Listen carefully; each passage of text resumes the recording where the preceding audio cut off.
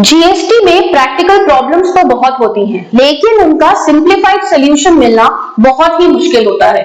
उसी मुश्किल को आसान करने के लिए मैं सीए निहारिका गोयल एक बार फिर से आपके अपने YouTube चैनल अकाउंट सखी पर लेकर आई हूं हमारी सीरीज की दूसरी वीडियो। तो आज हम बात करेंगे जब आप गुड्स के साथ साथ सप्लाई ऑफ सर्विसेज भी करते हैं, यानी कि आप कोई गुड्स की सप्लाई भी कर रहे हैं और साथ ही साथ आप कोई सर्विसेज भी दे रहे हैं। जैसे कि हमने अपनी पुरानी वीडियो में डिस्कस किया था कि गुड्स के केस में टर्नओवर लिमिट अलग होती है रजिस्ट्रेशन के लिए और सर्विसेज के केस में अलग होती है। तो अब यहाँ पर गुड्स और सर्विसेज दोनों की सप्लाई हो रही है, तो हमारे ऊपर कौन सी टर्नओवर लिमिट लगेगी, हम आज उसी पे बात करने वाले हैं। तो आइए शुरू करते हैं। तो सबसे पहले जो हम केस स्टडी में बात करने वाले हैं वो रजिस्ट्रेशन से रिलेटेड, गुड सर्विसेज से रिलेटेड, सब चीजों से रिलेटेड हम आपके लिए लेकर आए हैं ये एक छोटा सा वीडियो, जिसके एंड तक आई एम श्योर आपके सारे कंफ्यूजन्स दूर हो जाएंगे। सबसे पहले स्टार्टिंग में आपको जानना जरूरी है एग्रीगेट टर्नओवर। एग्रीगेट से वर्ड से ही हमें समझ आ रहा है इकट्ठा। तो जब भी जीएसटी में आप टर्नओवर की बात करें और आप एक से ज्यादा तरीके का कोई बिजनेस कर रहे हैं तो आपको कैलकुलेट करना होता है एग्रीगेट टर्नओवर। एग्रीगेट टर्नओवर का मतलब है गुड्स का टर्नओवर, सर्विसेज का टर्नओवर, दोनों को टोटल कर दीजिए। एंड स्पेशल पॉइंट यहाँ पर ये आता है कि अगर एक ही पैन पर एक से ज्यादा आप वर्क कर रहे हैं तो यहाँ पर सबका ही टोटल होना होता है।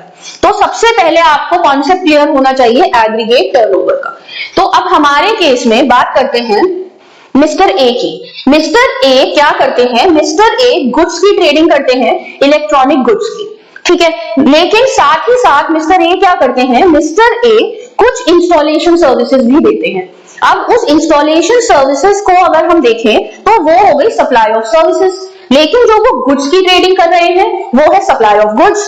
तो अब हम ये कंफ्यूज हैं कि हम कौन से टर्नओवर लिमिट में जीएसटी रजिस्ट्रेशन की लायबिलिटी कैलकुलेट करें।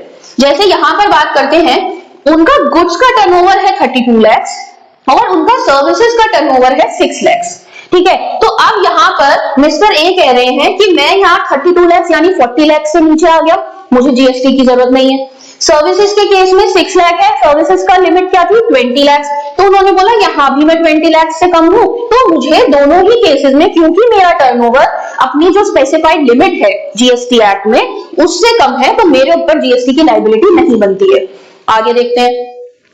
अब बात क्या हुई, जैसे कि मैंने अभी आपको बताया, उन्होंने क्या बोल दिया कि भाई मेरी जो सर्विसेज है गुड्स की वो 32 लाख है, तो मेरे ऊपर टिपिकली जीएसटी की लायबिलिटी नहीं आती। दूसरा वो उन्होंने बोल दिया कि सर्विसेज की मेरी जो लिमिट है वो है 20 लाख और मैं सप्लाई कर रहा हूं केवल 6 लाख की, तो वहां भी मेरे ऊपर जीएसटी की लायबिलिटी रजिस्ट्रेशन लेने की नहीं आती। ये बात किसने बोली? मिस्टर ए ने बोली। अब बात कर लेते हैं कि हमारा लॉ क्या कहता है। जब हम लॉ के बारे में बात करते हैं, यानी कि लीगली अब क्या चीज सही है, तो लीगली आप एक बहुत इंपॉर्टेंट कंडीशन समझिए कि एग्रीगेट टर्नओवर के केस में आपने सबसे पहले दोनों जो अपनी सर्विसेज है उनका आपको टर्नओवर का टोटल कर देना है। अब आपका टोटल बैठा 32 प्लस 6 यानी 38 लाख का। तो अब आपने क्या बोला कि भाई 40 लाख के टर्नओवर से मेरा टर्नओवर कम बनता है, तो मेरे ऊपर जीएसटी की लायबिलिटी नहीं आती है। तो इसमें एक बहुत इंपॉर्टेंट जो पॉइंट है वो आता है हमारे notification number 10/2019 central tax dated 7 मार्च 2019। ये नोटिफिकेशन की कॉपी आपको सीबीआईसी की वेबसाइट पे भी मिल जाएगी। उसमें उन्होंने क्या बोला कि ये जो 40 लाख की लिमिट है ये तभी है जब आप एक्सक्लूसिवली सप्लाई ऑफ गुड्स कर रहे हैं, यानी कि अब मेरे केस में मैं एक्सक्लूसिवली सप्लाई ऑफ गुड्स नहीं कर रही हूं। एक्सक्लूसिव का मतलब होता है सिर्फ, अगर आप सिर्फ गुड्स की सप्लाई कर रहे हैं तो उस केस में आपको 40 लाख की लिमिट मिल जाएगी। लेकिन अगर आप गुड्स के साथ सर्विसेज की भी सप्लाई करते हैं तो आपको 40 लाख की लिमिट नहीं मिलेगी, यानी उस केस में आपके ऊपर एप्लीकेबल हो जाएगी 20 लाख वाली लिमिट। तो अब हमारे केस में मिस्टर ए के साथ क्या होगा? अब मिस्टर ए का सबसे पहले हम क्या करेंगे? स्टेप वन कहता है कैलकुलेट एग्रीगेट टर्नओवर। हमने एग्रीगेट टर्नओवर कैलकुलेट किया 32 लाख प्लस 6 लाख यानी कि 38 लाख। उसके बाद हमने कहा check for exclusive good supply, कि क्या वो एक्सक्लूसिवली गुड सप्लाई कर रही है। तो no, he is not exclusively engage in the supply of goods, कि नहीं वो एक्सक्लूसिवली गुड सप्लाई नहीं कर रहे। अब थर्ड आ गई डिटरमाइन एप्लीकेबल थ्रेशोल्ड, तो क्योंकि वो एक्सक्लूसिवली गुड सप्लाई नहीं कर रहे तो उनके ऊपर जो एप्लीकेबल थ्रेशोल्ड लिमिट होगी वो हो जाती है 20 लाख, ना कि 40 लाख। यानी उनके ऊपर हमारा जो नोटिफिकेशन है जिसमें 40 लाख की लिमिट होती है वो अप्लाई नहीं होता है। फाइनल क्या स्टेप 4 में क्या कंक्लूजन निकल के आएगा, registration requirement, mister as aggregate turnover 38 lakh exceeds the 20 lakh threshold, therefore Mr. A is required to obtain GST registration. जब भी आपको अपना रजिस्ट्रेशन चेक करना हो, आप स्टेप 1, स्टेप 2, स्टेप 3, स्टेप 4 इन स्टेप्स के हिसाब से चलें, आप डिसाइड कर पाएंगे कि आप पर रजिस्ट्रेशन की लायबिलिटी एप्लीकेबल हो रही है या नहीं हो रही है। तो फाइनली हमने इस केस स्टडी से क्या सीखा? सबसे पहले हमने ये सीखा आपको डिसाइड करना है आपकी सर्विसेज का या आपके गुड्स का नेचर ऑफ सप्लाई क्या है। तो आपका सिर्फ गुड सप्लाई है, सिर्फ या फिर सर्विसेज सप्लाई है या फिर मिक्स सप्लाई है। सबसे पहले आपको डिसाइड करना है नेचर ऑफ सप्लाई।